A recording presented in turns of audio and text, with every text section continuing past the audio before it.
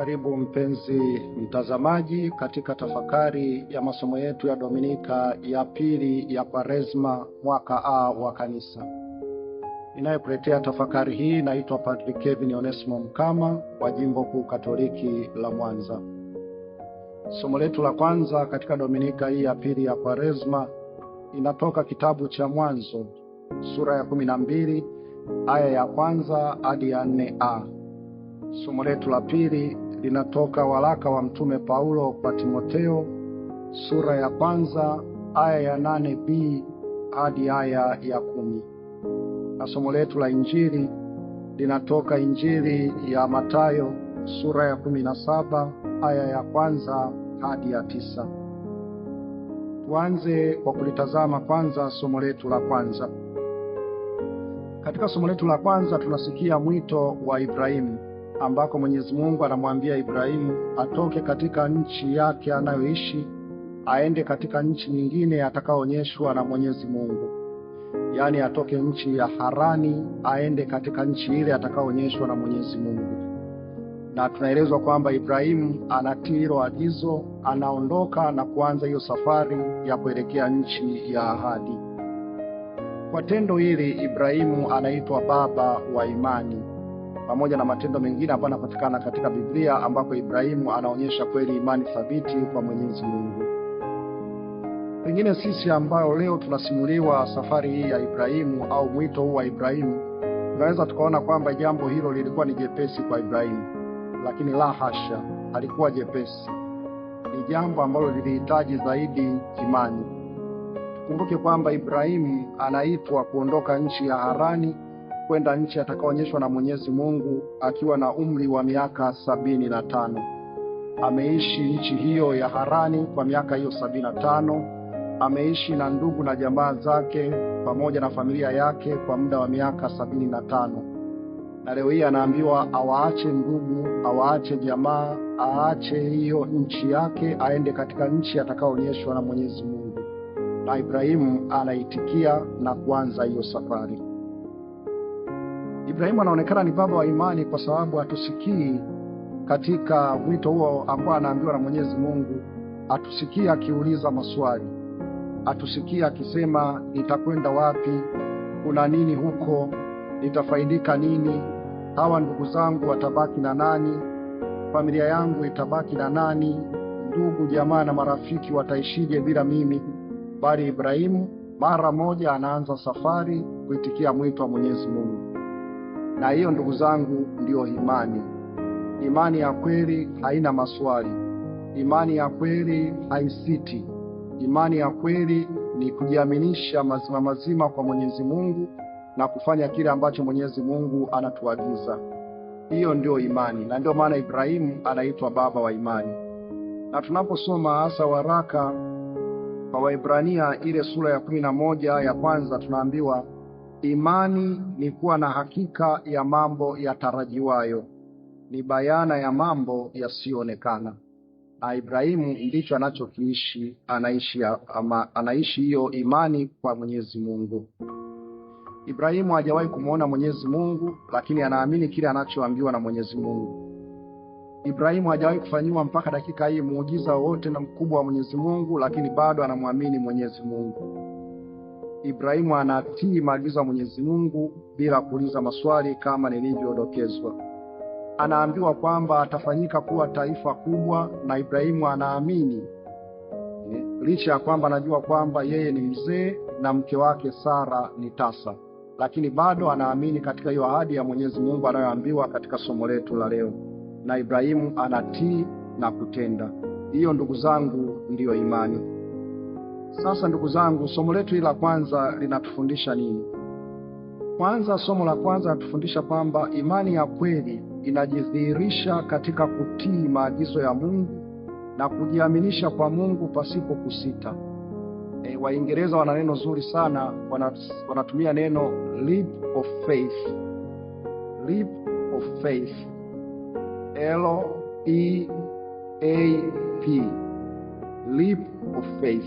Ni kitendo ambacho mtu anaamini jambo fulani bila kujua kitakachotokea, kitamuathiri vipi, atapambana na yapi, lakini anatenda hilo tendo. Hana uhakika na kitakachotokea, lakini anatenda hilo tendo. Na Ibrahimu hapa anatuonyesha hiyo leap of faith, tendo la kujiachia mazima mazima kwa Mwenyezi Mungu. Ingekuwa kwa watu wanaosoma uchumi, wangeita ni risk taking. Unafanya maamuzi bila kujalisha kwamba nini kitatokea huko mbele. Ndicho anachofanya Ibrahimu.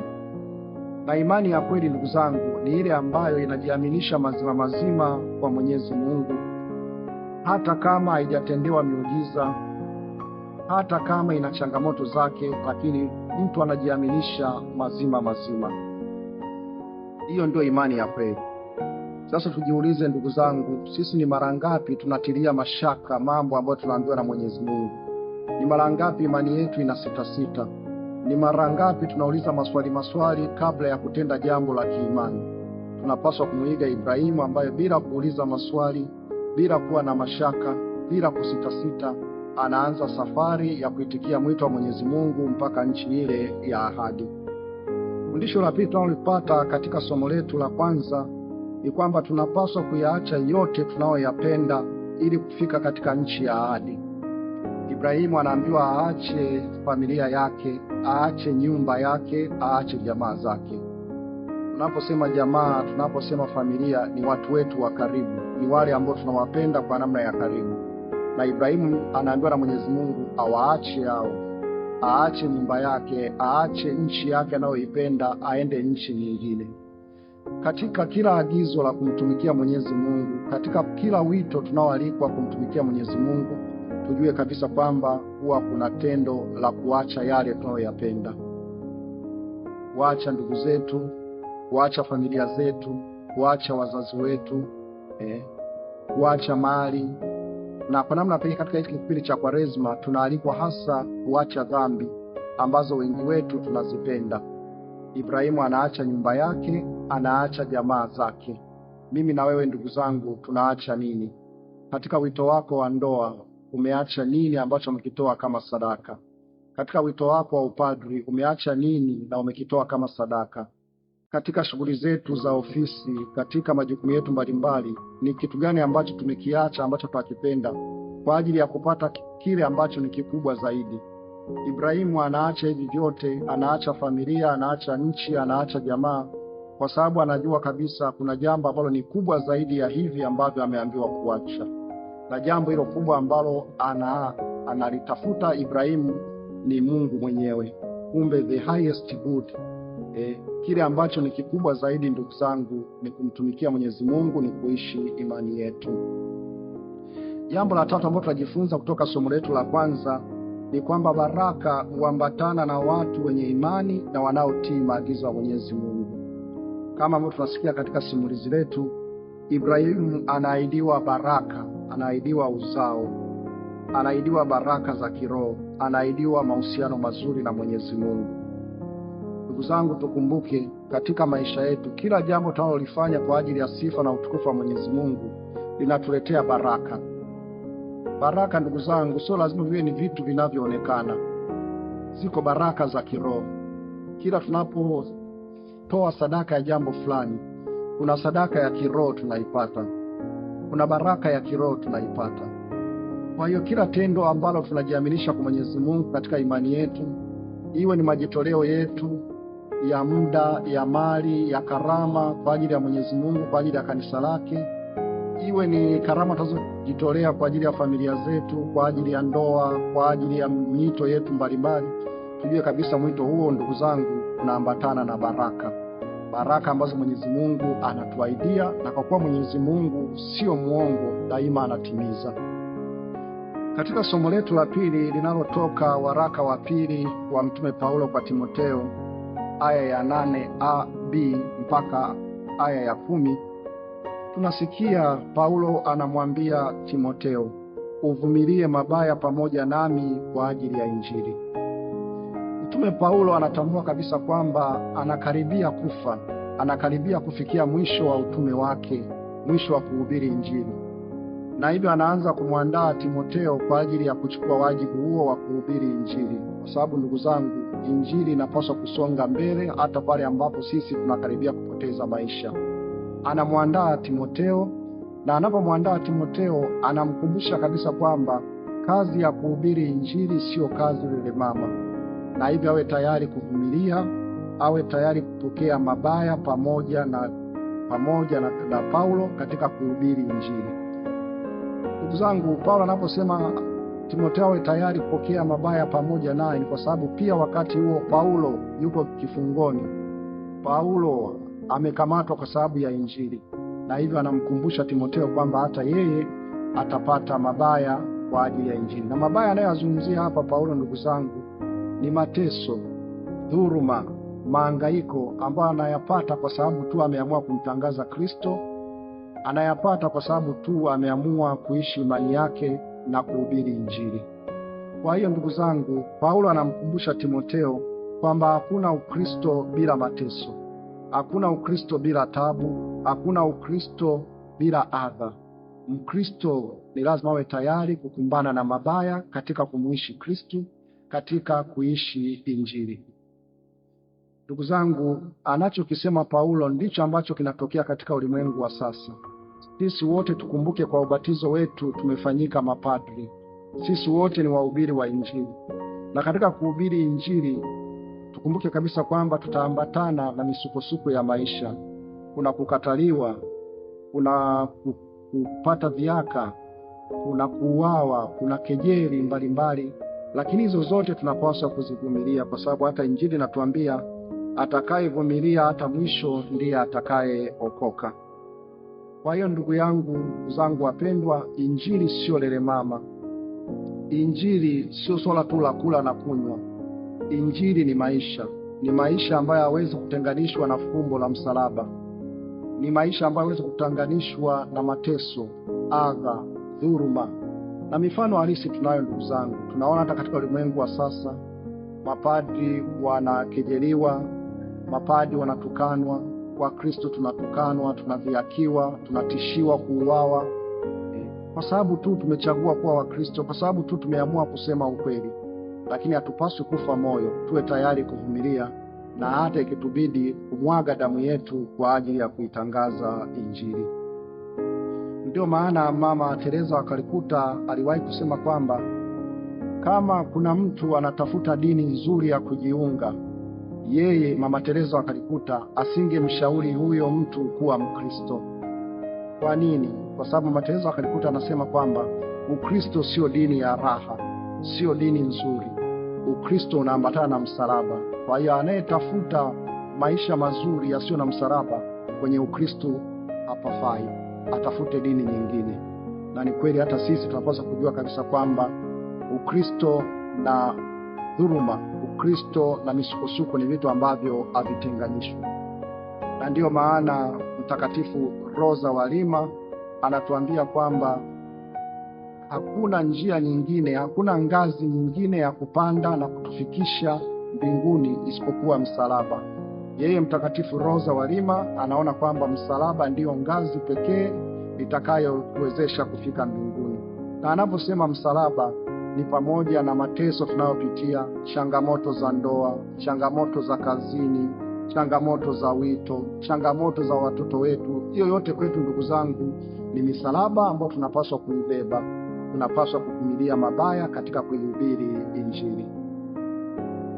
Katika somo letu la Injili ambayo inatoka Injili ya Mathayo sura ya 17 aya ya 1 hadi ya 9, tunasimuliwa tendo la Yesu kugeuka sura, tukio ambalo Bwana wetu Yesu Kristo mwenyewe anafunua umungu wake ili kuimarisha imani ya wanafunzi wake watakapomuona akiteswa msalabani.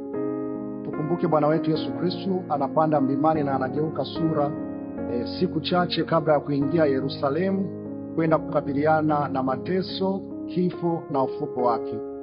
Yesu Kristo anajua kabisa kwamba tukio hilo litawafadhaisha wanafunzi wake. Tukio hilo litakuwa ni kashfa kwa wanafunzi wake. Na hivyo kwa tukio hili la kugeuka sura, anataka kuwatia moyo kwamba pamoja na kwamba watamuona akiangamizwa, lakini baada ya siku 3 wataona utukufu wake. Na katika tukio hili la kugeuka sura, Bwana wetu Yesu Kristo anapanda na wanafunzi 3. Anapanda na Petro, Yohane na Yakobo.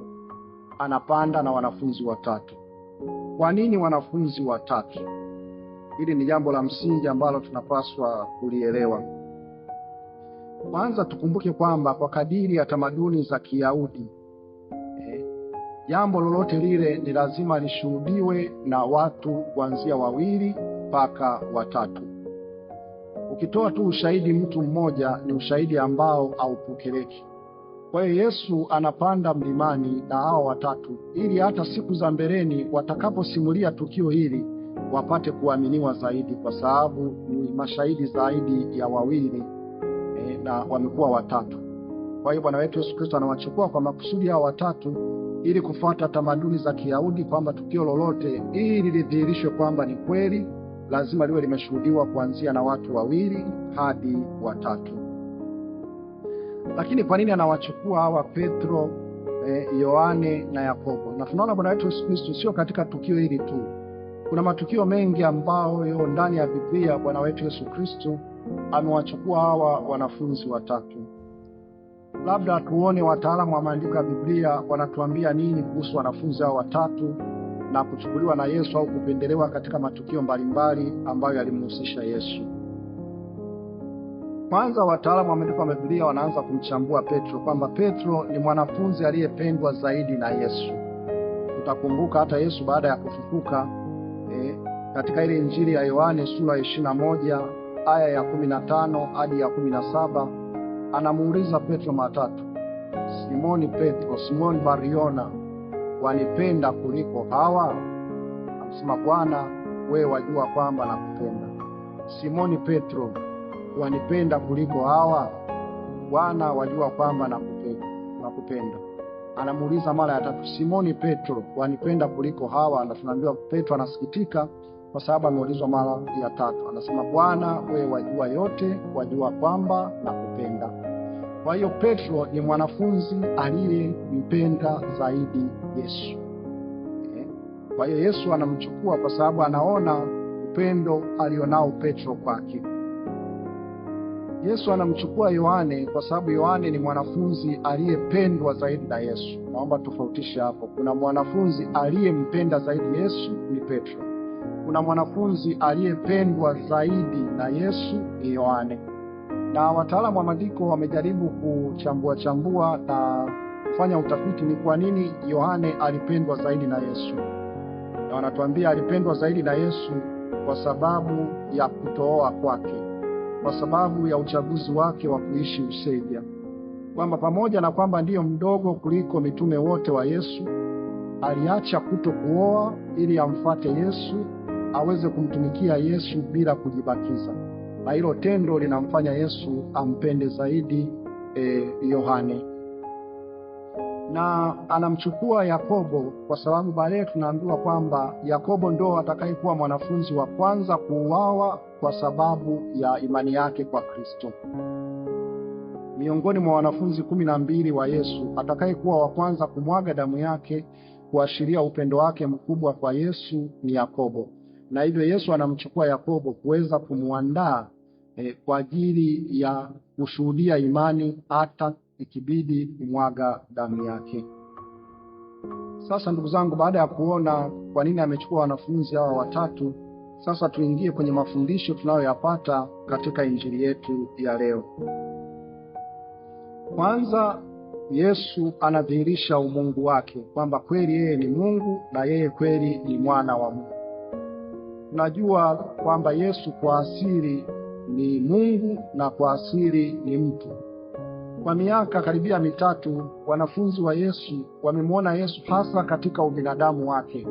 Wamemwona Yesu ambaye anachoka, wamemwona Yesu ambaye anafadhaika, wamemwona Yesu ambaye anahubiri injili na kule, wamemwona Yesu ambaye anaonekana kama hana nguvu na kadhalika. Lakini mlimani hapa Yesu anafunua ile asili yake ya pili. Ambiwa sura yake inang'aa, anadhihirisha umungu wake, na inafika sauti kutoka kwa Mungu ikisema, huyu ni mwanangu mpendwa, msikilizeni yeye. Kwa Yesu anafunua umungu wake ili kuwatia moyo wanafunzi wake kwamba pamoja na kwamba katika ubinadamu wangu mtaniona nikiuawa msalabani, lakini mkumbuke kwa uwezo wangu wa kimungu nitafufuka siku ya tatu, na hivyo hampaswi kuwa na wasiwasi. Fundisho la pili tunalopata kutoka kwenye Injili ni kwamba Yesu ni utimilifu wa Torati na manabii. Tunaambiwa katika Injili yetu kwamba baada ya kugeuka sura walitokea Musa na Elia. Musa na Elia. Musa anawakilisha Torati na Elia anawakilisha manabii. Na tukumbuke Biblia ya Wayahudi ilikuwa imegawanyika sehemu kubwa tatu. Kulikuwa kuna vitabu vya Torati, kulikuwa kuna vitabu vya manabii, na kulikuwa kuna vitabu vya maandiko au maandishi. Kwa hiyo wanaposema Torati na manabii, ninaposema Torati na manabii, ndugu zangu, ni kumaanisha neno zima la Mungu la Agano la Kale kwa kadiri ya Biblia ya Kiyahudi. Kwa hiyo Yesu anapogeuka sura na wanatokea Musa na Elia, ni kuonyesha kwamba Yesu ndio ukamilifu wa Torati, ndio ukamilifu wa manabii. Kile ambacho kimeandikwa kwenye Torati na kile ambacho kimeandikwa na manabii, kwa ujumla wake Yesu Kristo ndiye anakikamilisha. Kwa hiyo Yesu ni ukamilifu wa Torati na manabii. Neno la Mungu lililotabiriwa kuhusu Masia katika Agano la Kale, katika vitabu vya Kiebrania, linatimizwa na Bwana wetu Yesu Kristo. Jambo la tatu ambalo tunajifunza ni kwamba Mwenyezi Mungu yu daima pamoja na wateule wake, hasa nyakati ambazo wateule wake wanapata mahangaiko, shida na mateso. Bwana wetu Yesu Kristo, ndugu zangu, anajua kabisa kwamba anaelekea Yerusalemu kupata mateso, kuuawa na kufuka kwake. Na anapanda mlimani kwenda kufarijiwa na Mwenyezi Mungu. Anapanda mlimani ambako Mwenyezi Mungu anajitokeza, anamtia nguvu za kwenda kukabiliana na kifo hicho, kifo ambacho kwa kweli kinatisha, na Yesu mwenyewe anajua kwamba ni kifo ambacho kinatisha, kifo ambacho kinaogopesha. Na kama binadamu aliogopa, tunaambiwa sehemu nyingine mpaka alitoka jasho la damu, lakini anapopanda mlimani anafarijiwa na Mwenyezi Mungu. Hii ni kuonyesha kwamba, ndugu zangu, mtu yoyote ambaye anahangaika, mtu yoyote ambaye anateseka, mtu yoyote ambaye anafadhaika moyoni mwake, anapojiambatanisha na Mwenyezi Mungu, Mwenyezi Mungu anamfariji mtu huyo. Mwenyezi Mungu anamtia nguvu mtu huyo. Bahati mbaya sisi tunapokuwa katika shida na mahangaiko mbalimbali ya dunia, huwa inafikia nyakati tunaona kama Mwenyezi Mungu hajibu sala zetu. Tunaona kama Mwenyezi Mungu ametuacha, tunaona kama Mwenyezi Mungu amelala usingizi. Lakini tukumbuke kabisa kwamba Mwenyezi Mungu daima yuko na mtu yeyote anayeteseka. Mwenyezi Mungu anamtia nguvu mtu ambaye anahangaika. Jambo kubwa ni kumtumainia yeye. Fundisho la 4 ambalo tunalipata, ndugu zangu, kutoka katika Injili yetu ya leo ni kwamba daima tupende kukaa na kutafuta utukufu wa Mungu. Tupende kukaa pamoja na Mungu na kutafuta utukufu wake. Petro baada ya kumuona Yesu anageuka sura, anang'aa, akatamani kuendelea kubaki kuona utukufu huo, na anasema ingekuwa ni vema tukajenga vibanda vitatu, kimoja cha kwako Yesu, kimoja cha Musa na kingine cha Elia. Ndugu zangu, hakuna jambo zuri kama daima kukaa kutazama utukufu wa Mwenyezi Mungu. Hamu ya kila mwanadamu ni kuona utukufu wa Mwenyezi Mungu, na hili ndio fundisho ambalo Petro anatufundisha. Kwa bahati nzuri kwenye kanisa Katoliki, ndugu zangu, tunayo namna nyingi ya kuona utukufu wa Mwenyezi Mungu. Yesu Kristo ametuachia Ekaristi Takatifu ambayo tunaweza tukakaa mbele yake wakati wa maabudu na kutafakari utukufu wa Mwenyezi Mungu. Yesu Kristo ametuachia sakramenti mbalimbali ambazo tukiziishi vizuri na tukizitamani tutauona utukufu wa Mwenyezi Mungu. Lakini vile vile utukufu wa Mwenyezi Mungu, ndugu zangu, unaonekana hata katika uzoefu wetu wa maisha. Matukio mbalimbali yanayotukabili katika maisha pia yanadhihirisha utukufu wa Mwenyezi Mungu. Mungu kwa mfano anapotuepusha na ajali, tunaona utukufu wake. Mungu anapotutoa kwenye mahangaiko, tunaona utukufu wake. Kwa hiyo ndugu zangu, ni vizuri kujifunza kukaa na kutafakari utukufu wa Mwenyezi Mungu. Jambo jingine ambalo tunajifunza ili tuweze sasa kuona huo utukufu wa Mwenyezi Mungu, Ili Yesu aweze kuambatana na sisi, ni lazima tuwe na sifa za mitume hawa watatu. Yaani tuwe na sifa kama za Petro, Yohane na Yakobo. Kama nilivyosema, Petro alimpenda zaidi Yesu.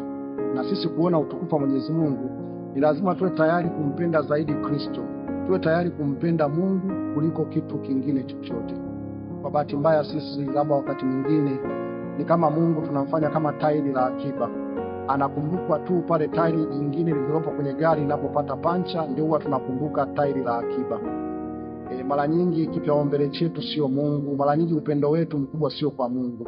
Tunapenda sana mipira, tunapenda starehe, tunapenda anasa, lakini tunasahau kabisa kwamba tunapaswa kumpenda zaidi Mungu kuliko jambo jingine lolote.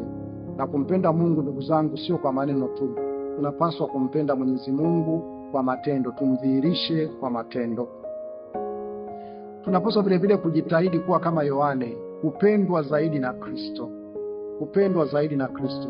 Na kama nilivyoeleza kwamba Yohane anapendwa zaidi na Kristo kwa sababu kuna sadaka kubwa ameifanya. Ameamua kuishi useja. Ameamua hata kusadaka maisha ya ndoa ili aweze kumtumikia Mwenyezi Mungu vizuri. Hatuambiwi kwamba kila mmoja sasa awe padri aache kuoa, hapana. Kila mmoja katika wito wake anaweza akatoa sadaka fulani itakayomfanya apendwe zaidi na Mwenyezi Mungu. Sadaka ya muda wako, sadaka ya karama, sadaka ya huduma, sadaka ya vipaji mbalimbali. Itoe impendeze Mwenyezi Mungu ili Mwenyezi Mungu aweze kupenda zaidi. Na tukitaka pia kuona utukufu wa Mwenyezi Mungu, tukitaka kuambatana na Kristo, tukubali pia kuwa na sifa kama ya Yakobo. Yakobo, ndugu zangu, anakuwa tayari, atakuwa mtume wa kwanza kumwaga damu yake kwa ajili ya Kristo, kujimimina, kufa kwa ajili ya kuishuhudia imani. Tunafundishwa kwamba tuwe tayari kuishuhudia imani yetu, na hata ikitupasa kuweza kumwaga kabisa damu yetu. Na jambo la mwisho ni kuwa watii kwa Kristo. Tunaambiwa huyu ndio mwanangu mpendwa, msikilizeni yeye. Tunapaswa kusikiliza Kristo. Hatupaswi kusikiliza ulimwengu unasema nini. Hatupaswi kusikiliza wakati mwingine watu wengine wanasema nini. Ila daima tujiulize, Kristo anasema nini? Kama kile wanachoniambia kinapingana na kile ambacho Kristo ananiambia, sipaswi kukitii.